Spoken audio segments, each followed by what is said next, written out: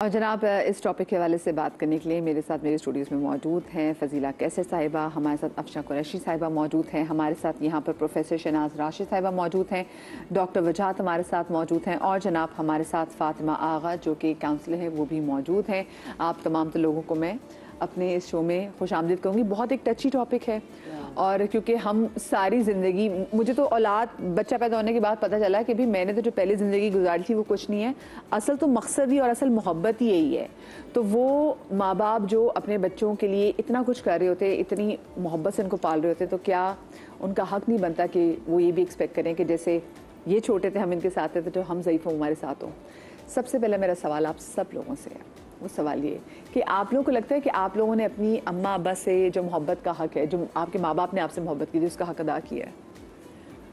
सबसे पहले तो ये सवाल ही गलत है कि एक्सपेक्ट करना चाहिए या नहीं। दिस इज ये एक फजूल सवाल है। अच्छा, मेरा सवाल गलत नहीं है, एक्सपेक्ट करना मैं आपसे नहीं कह रही, मैं इन जनरल बात कर रही हूँ। जब ये सब सोचते हैं कि अपनी औलाद से हमने ये एक्सपेक्ट करना है या नहीं, तो ये मुझे लगता है ये बात ही ठीक नहीं है। फिर तो इस सवाल का एक और सवाल निकलता है, क्या हमारी औलाद हमसे वो एक्सपेक्ट उसको भी करना चाहिए कि हम उसके लिए इतनी कुर्बानियां दें, यू नो, मतलब वाइस वर्सा। तो एक बात तो ये है, लेकिन हक जो है ना माँ बाप का, वो तो आप मर जाएं मरते दम तक अदा नहीं कर सकते। वो अल्लाह ताला ने वैसे ही क्लियर कर दिया। हम तो सोसाइटी में अब आजकल एक नई चीज़ें शुरू हो गई हैं कि ये रील्स और ये जो चीज़ें हैं उसमें लोग अपनी रेटिंग्स के लिए फजूल बातें करते हैं कि नहीं हो जाए तो उनका हक नहीं है, और वो एक अजीब किस्म की कंट्रोवर्सीज चलती रहती हैं, अलग अलग बातें। लेकिन हक तो हम कभी भी अदा नहीं कर सकते। और हर गुजरते वक्त के साथ जैसे जैसे आप बड़े होते जाते हैं, आपको लगता है कि बहुत सारी चीज़ें कि मैंने ये भी नहीं किया, मैंने ये भी नहीं किया, मुझे ये भी करना चाहिए था। और अगर खुदा ना खास्ता आपके पेरेंट्स में से कोई एक जब दुनिया से चला जाता है ना, तो आप, मुझे नहीं पता लोगों का क्या है, लेकिन मुझे लगता है कि जैसे मेरे फादर अब नहीं है इस दुनिया में, लेकिन उनके जाने के बाद मुझे इतने रिग्रेट्स हो गए विद द टाइम कि नहीं उन्होंने बुलाया था, मुझे ये करना चाहिए था, मुझे ये आप छोटी छोटी बातों को भी बहुत बड़ा समझते हैं, हालांकि नहीं होती। आप उनके साथ वो, और माँ बाप आपको इतना टाइम दे रहे होते हैं कि हाँ हाँ बेटा तुम्हारे बच्चों का ये काम है, जाओ तुम कर लो, मैं बैठा हूँ इधर, मैं देख रहा हूँ। तो हमें वो एहसास ही नहीं होता कि उन्होंने जो कुर्बानी, जो टाइम, जो मेहनत हम पे की होती है, हमें लगता है ये हमारा हक है क्योंकि हम दुनिया में आते हैं तो उन्होंने हमें इतने फूलों की तरह रखा होता है। और सिर्फ माँ नहीं होता, हम तो माँ को बोलते हैं, लेकिन माँ के साथ साथ बाप भी, अगर माँ जाग रही है रात को तो बाप उसके साथ ही जाग रहा होता है। अगर माँ दिन में बच्चे के लिए खाना बना रही है तो बाप वो खाने के लिए सब पैसा कमा के ला रहा है। तो हम तो उनका ये, मतलब हम उसको अपने पे डिपेंड करता है कि आप उसको किस हद तक सोचते हैं। लेकिन जब आपकी अपनी औलाद होती है तो आपको पता चलता है कि माँ बाप ने आपके लिए कितना कुछ किया होता है बगैर बोले हुए, बगैर जताए हुए।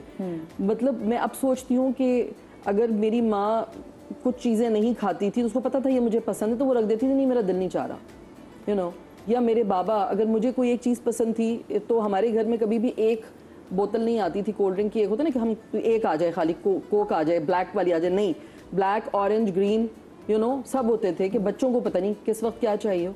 तो वो छोटी छोटी बातें थी, तो वो कुर्बानियाँ तो हम उनका कभी भी नहीं उतार सकते, हम उनका पूरा कभी नहीं कर सकते। अच्छा जी, आप बताएं। वही बात है कि माँ बाप की खिदमत और माँ बाप की मोहब्बत जो होती है वो कभी कम नहीं होनी चाहिए, और ना होती है। मेरी माँ, हमने भी अपने माँ बाप का बहुत किया, और मैंने तो बड़े बुरे बुरे वक्त से उनको देखा और गुज़रे हम, तो उनको मैं हर हालत में, मैंने उनकी खिदमत भी की, उनकी देखभाल भी की, और बस क्या बताएं, माँ बाप की खिदमत करना कोई वो नहीं है, हमारा हक है और हमारा फ़र्ज़ है। सबसे पहली बात कि हमारा फ़र्ज़ है कि उन्होंने जैसे हमें बचपने में फूलों की तरह रखा, पाला। जब आप ये देखें, जब बच्चा होता है छोटा सा, तो माँ बाप कितना केयर करते हैं बच्चे का, सुलाते हैं, पेशाब बच्चा कर देता है तो गीली जगह पे माँ सो जाती है, बच्चे को खुश्क जगह पे सुलाती है। तो वो बच्चे को देखती है ना, खुद गीले में रहेगी लेकिन बच्चे को खुश्की में रखेगी, हर गरम सरद का ख्याल रखती है, सब कुछ करती है। लेकिन वक्त की बात है, कुछ लोग बच्चे कुछ ऐसे होते हैं जो माँ बाप की बहुत ज़्यादा इज्जत कर रहे होते हैं, कि केयर करते हैं, बहुत ख्याल रखते हैं माँ बाप का, और हमने भी रखा अल्लाह के फजल से। आप बताइए जी। ये फजीला जी ने कहा, मैडम ने कहा, तो मैं थोड़ा सा इसका बैकग्राउंड पे जाना पसंद करूँगी कि क्या हम इस तरह सोच सकते हैं कभी कि हम अल्लाह ताला का हक पूरा अदा कर सकते हैं? नेवर एवर, कभी भी। तो मेरा ख्याल है कि हमारे जो कुरान पाक है, अल्लाह मियाँ का कलाम है, उसका मौजू अल्लाह ताला ने किसको रखा है? इंसान को। और ये कहा है अल्लाह ताला ने कि इंसान मेरी शबीह है ज़मीन पर, इंसान मेरा नायब है ज़मीन पर। तो दूसरे लफ्ज़ों में हम समझ जाएं कि जो इंसान नायब है अल्लाह ताला का, जो शबीह है अल्लाह ताला की, वो इस ज़मीन पर हमारे पेरेंट्स हैं, यानी वो हमारे ज़मीन के खुदा हैं। तो ये बहुत बड़ी चीज़ है कि हमारे जो पेरेंट्स हैं, अभी आपने भी जिस तरह से बताया कि इसमें देखिए हमारे इस्लामी अहकाम बहुत ज़्यादा हैं, कि इतना कुछ कहा गया है कि हमेशा इनसे इज़्ज़त व एहतराम के साथ पेश आएँ।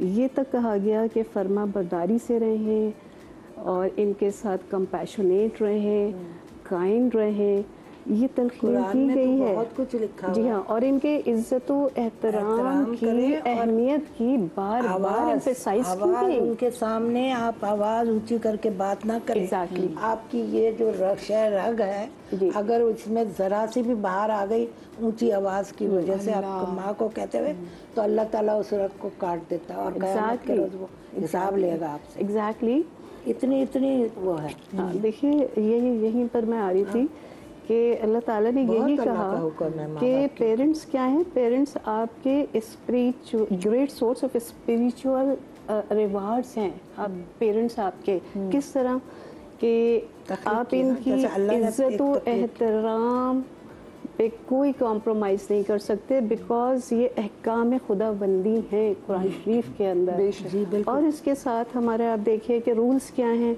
कुरानी के। देखिए मैं थोड़ी सी तमहीद इसलिए बना रही हूँ क्योंकि इस वक्त कोई बच्चे बैठे हुए नहीं है। मैं तमाम बच्चों के लिए कह रही हूँ कि आप लोग की एब्सेंस हम रियली बच्चों इस वक्त मिस कर रहे हैं। और मॉर्निंग शो सिर्फ ख़वातीन के नहीं हैं, ये टॉपिक जो है ना, देखिए ये टॉपिक हमारी ज़िंदगी है। ये उन लोगों के लिए हम आज बात कर रहे हैं, वो लोग हैं ये जिन्होंने हमें आज यहाँ पहुँचाया है।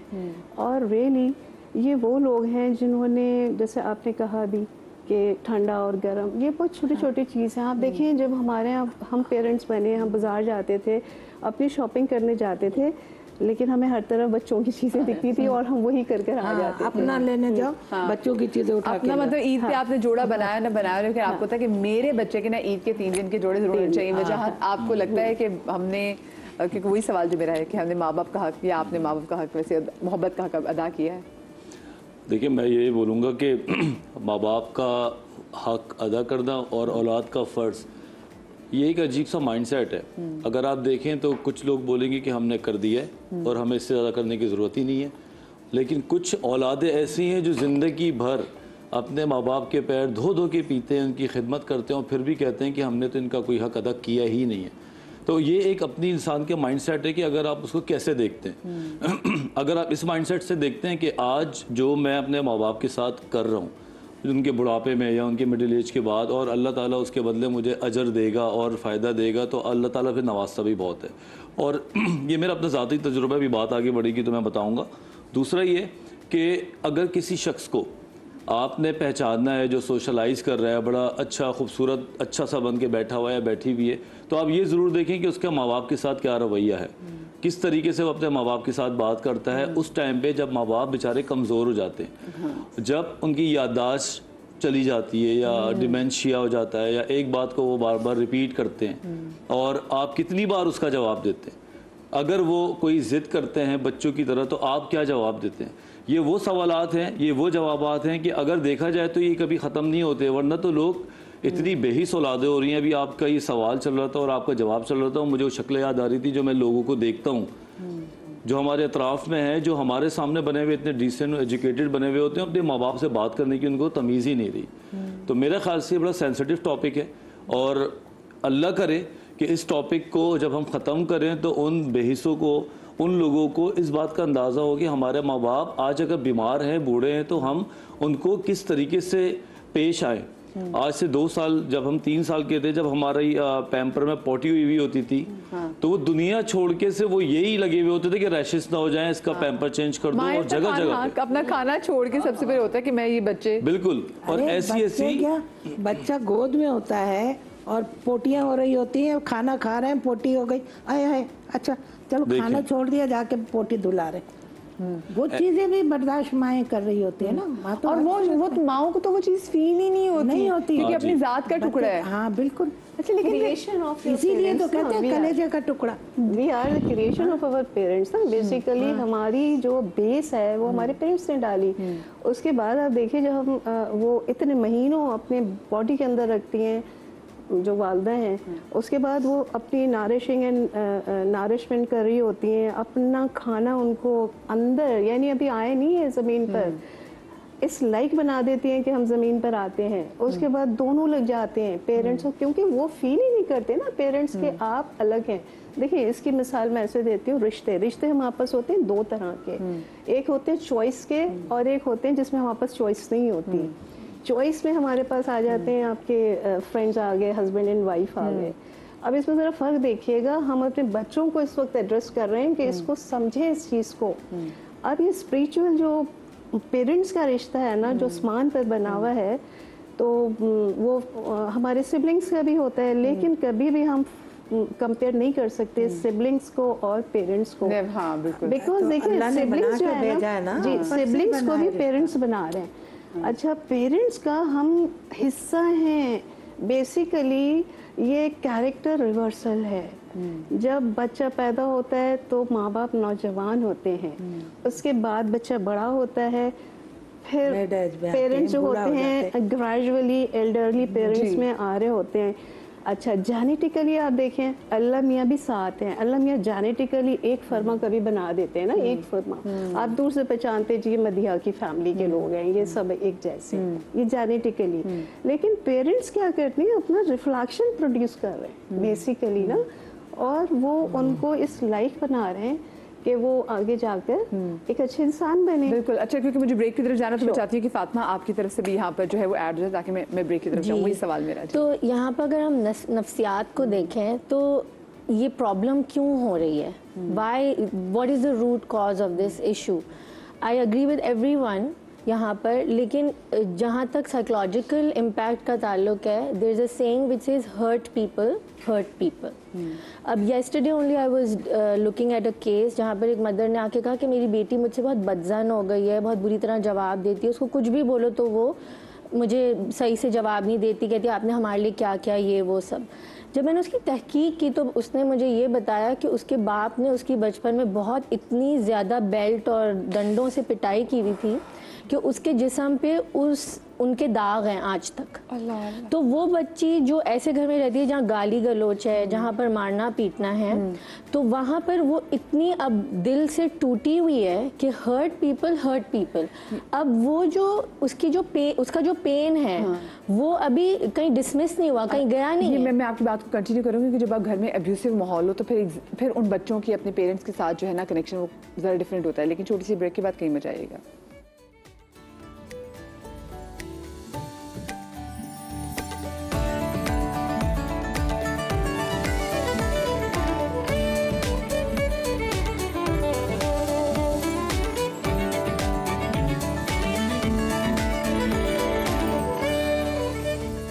बिस्मिल्लाहिर्रहमानिर्रहीम। ब्रेक के बाद हम आपको एक बार फिर से खुशामदीद कहते हैं। मेरी एक बहुत अच्छी दोस्त है, उसने ये ऑप्ट किया कि वो अपनी फैमिली नहीं बढ़ाएगी, यानी कि वो बच्चे पैदा नहीं करेगी।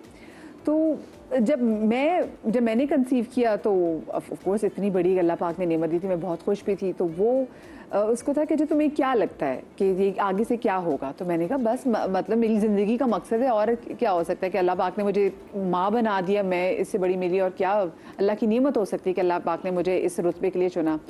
तो उसने कहा कि अच्छा मुझे बताओ कि तुम इससे आगे से क्या एक्सपेक्ट करती हो। मैंने कहा बस मैं तो इसको अच्छा ही करूँगी, बाकी अल्लाह पाक इसको नेक बनाए। और मेरे लिए मैंने हमेशा दुआ की कि अल्लाह पाक बेटा बेटी नहीं बस ऐसी औलाद दे जो मेरे लिए अच्छा सदका जारिया हो। तो कहती अच्छा, तो कहती लेकिन आजकल के बच्चे ऐसे हैं नहीं। बट ये पिछले दिनों पे जो आयशा खान का जो केस हुआ और उसके बाद उसने कहा कि इसका मतलब मैं सही थी कि हम ये क्यों सोचते हैं कि हम एक नई ज़िंदगी दुनिया में लेकर आ रहे हैं, हम उस पर इतना इन्वेस्ट कर रहे हैं, उसके लिए अपनी कुर्बानियाँ दे रहे हैं, अपनी खुशियाँ ख़त्म कर रहे हैं, अपने तमाम माल दौलत और मुसलसल मेहनत उसी बच्चे के लिए कर रहे हैं कि नहीं और कमाओ, इस बच्चे को हमने बाहर भेजना है, इस बच्चे के लिए हमने ये करना है।